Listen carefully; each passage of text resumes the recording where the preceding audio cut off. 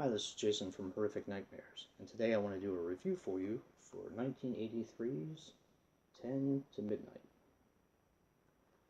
10 to Midnight clocks in at 101 minutes and is directed by the late, great J. Lee Thompson, who unfortunately passed away on August the 30th of 2002 due to congestive heart failure.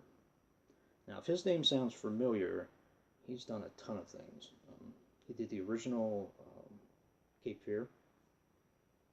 He did Firewalker, which was with Chuck Norris and Lou Gossett Jr. One of my favorite slashers, Happy Birthday to Me. He did a film called Eye of the Devil, which I do have on my DVR. I have not watched it yet, but I'm not sure exactly what that's all about. If you guys have ever seen it, or if you like it, comment below. I'd love to hear your thoughts on it. He did Conquest and Battle for the Planet of the Apes, and a bunch of movies with Bronson in them. This one, St. Ives, Death Wish 4. I can't remember if he did Death Wish 5. I'm not sure. Did The Evil That Men Do, Murphy's Law. I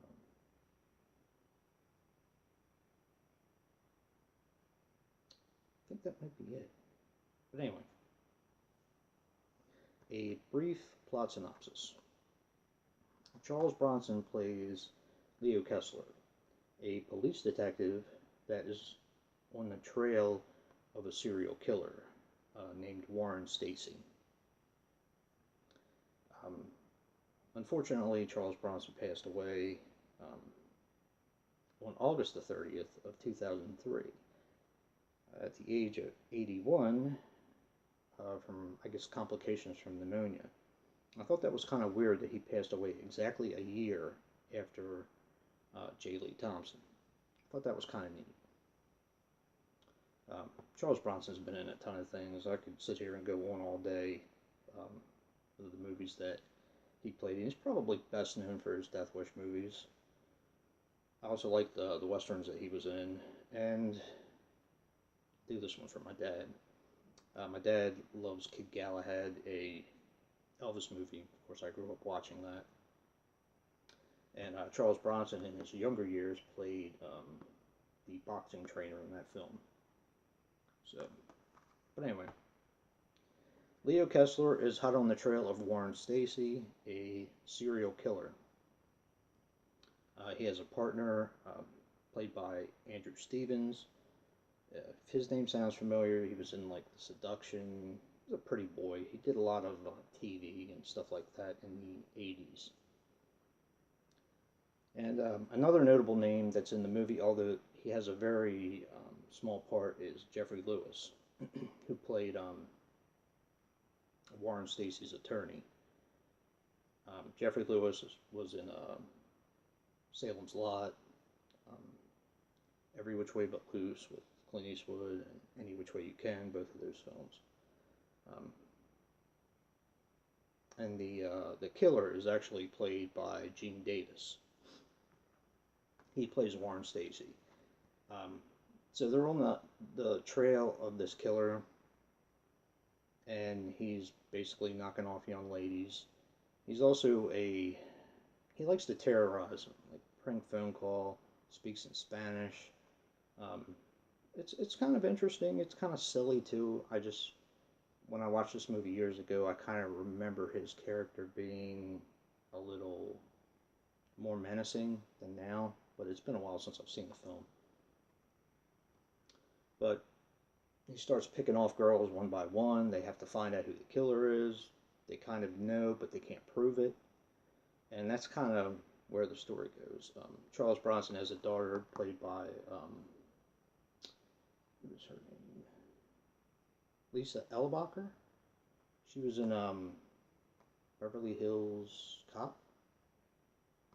And that's all I can remember that she's been in. She's been in a lot of films. You probably recognize her when you see her.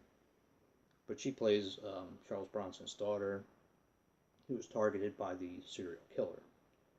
I'm not really going to say any more about the plot. This film is a slasher at heart. If you've been watching my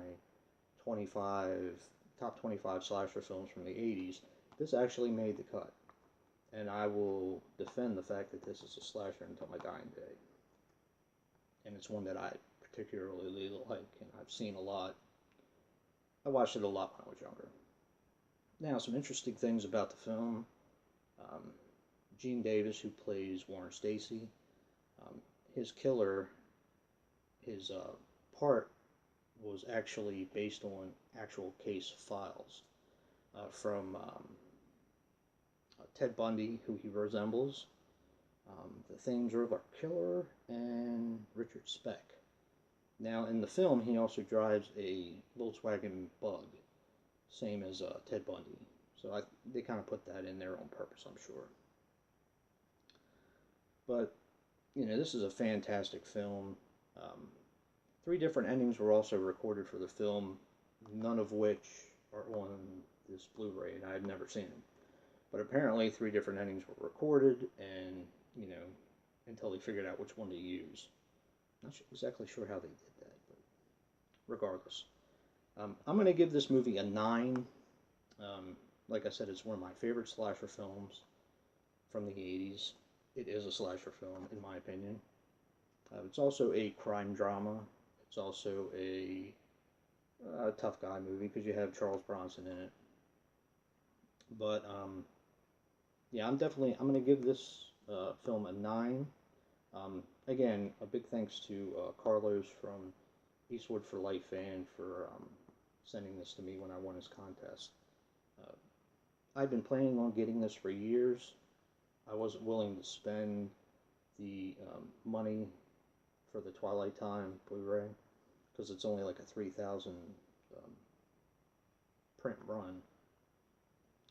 So I was probably going to pick up one of those multi-packs that have like The Mechanic and some of the Death Wish movies and stuff like that. But thank you so much, Carlos, again for this prize. It's really cool.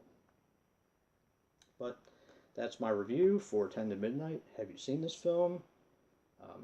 You know, comment below. Let me know your thoughts on it. And if you like what you see, hit that like button. And until next time, guys, peace.